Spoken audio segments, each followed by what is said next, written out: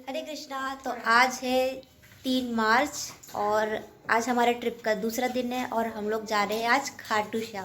और आज मेरी दीदी का बर्थडे है जो छुपा रही है अपना मुंह। Happy new year. Happy birthday to you. ये मेरे नाना है। तो चलिए अपन बाहर चलते हैं और देखते हैं आज का कितना सुंदर मौसम हो रहा है। तो जयपुर में इस समय बहुत ठंड है, देखिए सब स्वेटर पहने हुए हैं।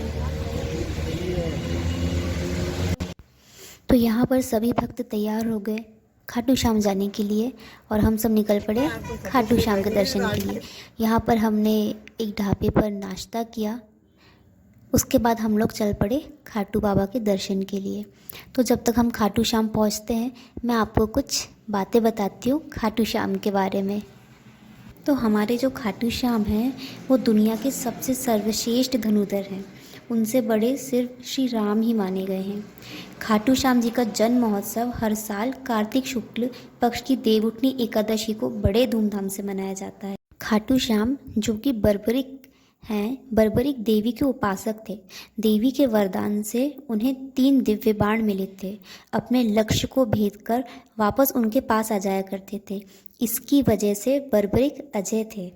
ऐसा कहते हैं कि जब बर्बरिक से श्री कृष्ण ने शीश मांगा तो बर्बरिक ने रात भर भजन किया और फाल्गुन शुक्ल द्वादशी को स्नान करके पूजा की और अपने हाथ से अपना शीश काटकर श्री कृष्ण को दान कर दिया।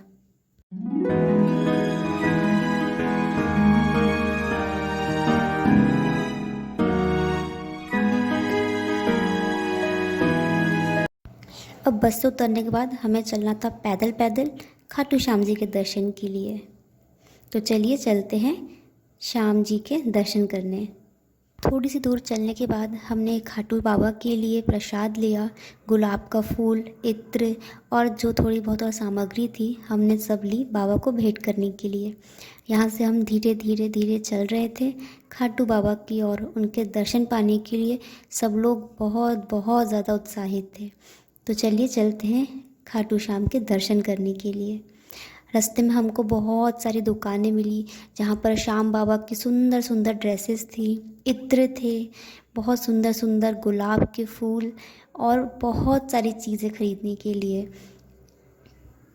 आगे हमने देखा कि बहुत सारे भक्त झंडे लेके जा रहे हैं जो कि श्याम बाबा के निशान के रूप में जाने जाते हैं। जिस भक्त की मनोकामना पूरी होती है वह बाबा पर यह निशान चढ़ाता है। तो चलते चलते हम श्याम बाबा के मंदिर के बहुत करीब पहुंच गए हैं। तो आइए आपको श्याम बाबा की कथा सुनाती हूँ। तो बाबा खाटू श्याम का संबंध महाभारत काल से माना जाता है। यह पांडु पुत्र भीम के पौत्र थे। पौराणिक कथा के अनुसार खाटू श्याम की अपार शक्ति और क्षमता से प्रभावित होकर श्री कृष्ण ने इन्हें कलयुग में अपने नाम से पूजे जाने का वरदान दिया था।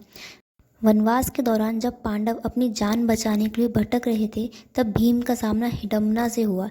हिडम्बा ने भीम से एक पुत्र को जन्म दिया जिसे घटोत्कच कहा जाता है। घटोत्कच से बर्बरिक पुत्र हुए।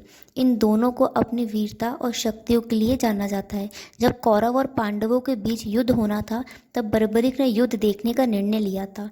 भगवान श्री कृष्ण ने जब उनसे पूछा वो युद्ध में किसकी तरफ रहेंगे तो उन्होंने कहा कि वो पक्ष जो हारेगा मैं उसकी ओर से लड़ूंगा।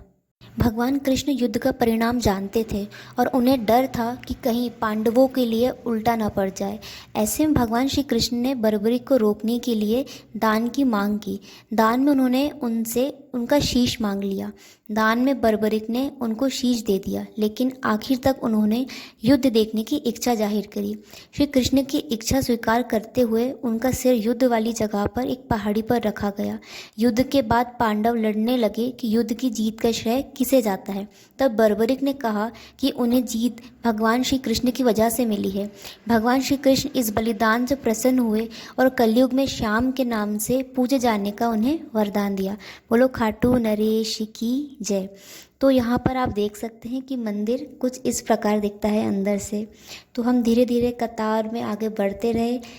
मंदिर में बहुत भीड़ थी तो मैं ठीक से बाबा की वीडियो नहीं बना पाई, लेकिन जितनी भी बना पाई आप उतने ही बाबा के दर्शन करिए। और मैं श्याम बाबा का बहुत बहुत धन्यवाद करती हूँ कि उन्होंने हमें यह मौका दिया उनके दर्शन करने का। मैं, मेरा परिवार और हमारे साथ जितने भी लोग गए थे, हम सब बहुत भाग्यशाली हैं कि हमें खाटू बाबा के दर्शन करने को मिले। मैं खाटू बाबा से प्रार्थना करती हूँ कि उनकी कृपा सब पर बनी रहे। तो एक बार सभी प्रेम से बोलिए, खाटू नरेश की जय हो, हारे के सहारे की जय हो। तो लास्ट में हमने दर्शन किए थे श्याम कुंड के, जहाँ पर श्याम बाबा का शीश प्रकट हुआ था।